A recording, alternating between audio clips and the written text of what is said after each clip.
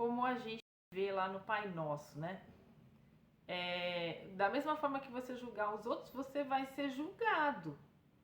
Tudo tem um efeito, né?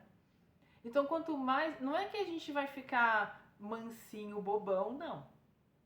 Mas é que existe uma força espiritual em ir identificando e reconhecendo o que são as falhas e dificuldades humanas e como a gente pode tomar consciência delas para viver numa chave mais amorosa e de compaixão e igualdade, sem ser bobo, sem ficar aguentando coisa que não é para aguentar e sem ser esse juiz tão severo dos outros.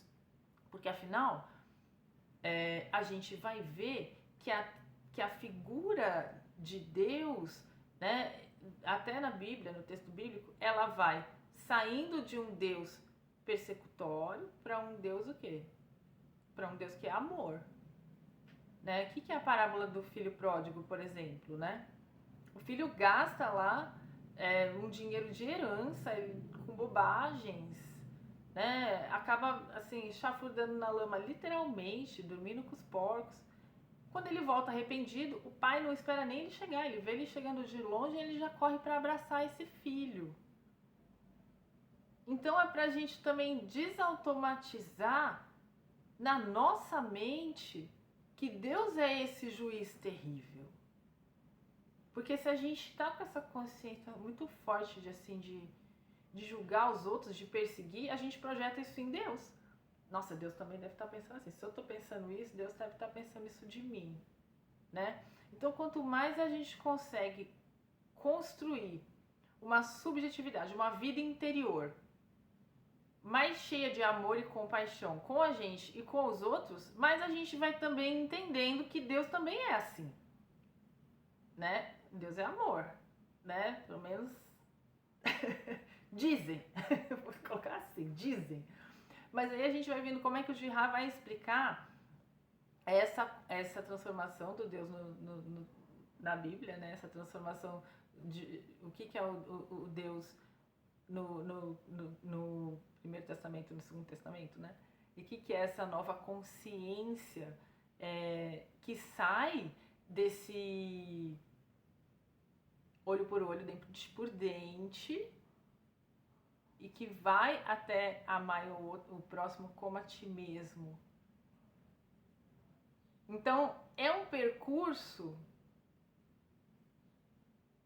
de conversão que a gente não precisa necessariamente aderir à fé católica ou cristã para tomar consciência desses movimentos que a gente faz de perseguir os outros, de acusar, de julgar injustamente, de querer se sentir moralmente superior ou de se sentir moralmente ou intelectualmente, emocionalmente, fisicamente inferior, né? E como sair dessa chave e desautomatizando essa visão, isso vai relaxando o nosso coração.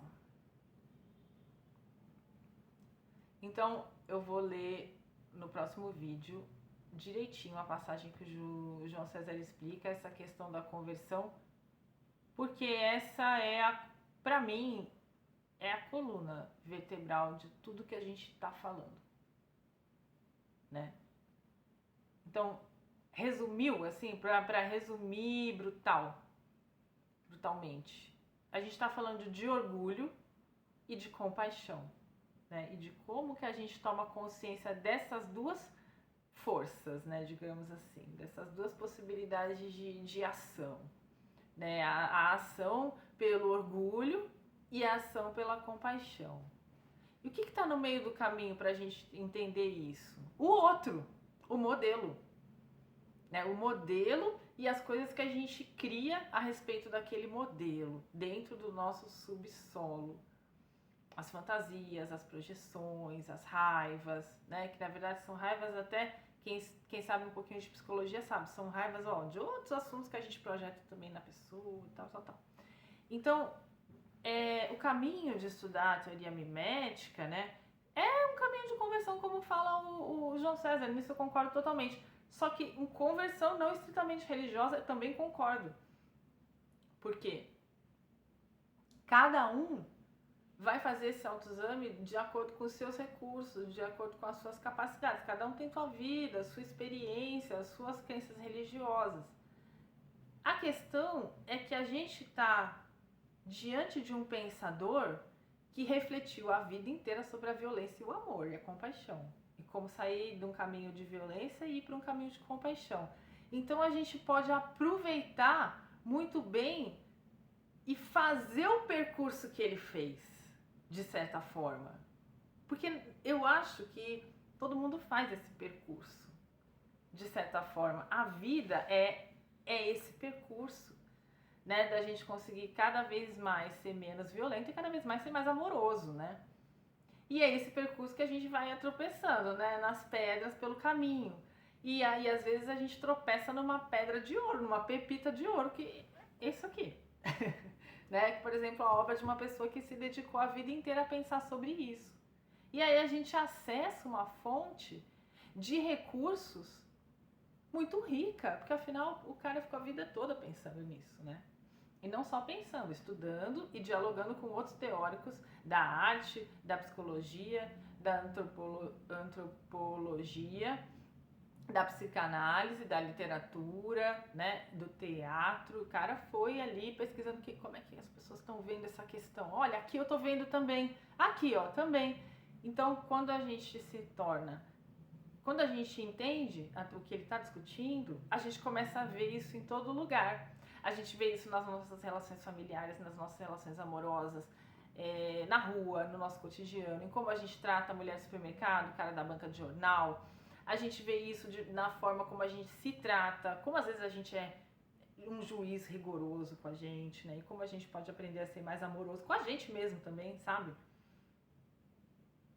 E tem outra coisa que é muito legal, que é o assunto do próximo vídeo, que é como ler a Bíblia nessa chave de aprendizado de ser cada vez menos violento e mais amoroso. Então, até o próximo vídeo. Espero que vocês estejam gostando. Eu estou adorando gravar, porque eu adoro esses assuntos. Um abraço pra vocês. Quem quiser pode comentar. Fiquem sem medo aí de comentar, gente. Pode comentar o que vocês quiserem, tá bom? Que seja positivo, né? De preferência, porque afinal aqui o que a gente está tentando construir são redes de afeto e compaixão, né? Então é isso. Até o próximo vídeo. Espero que vocês estejam gostando.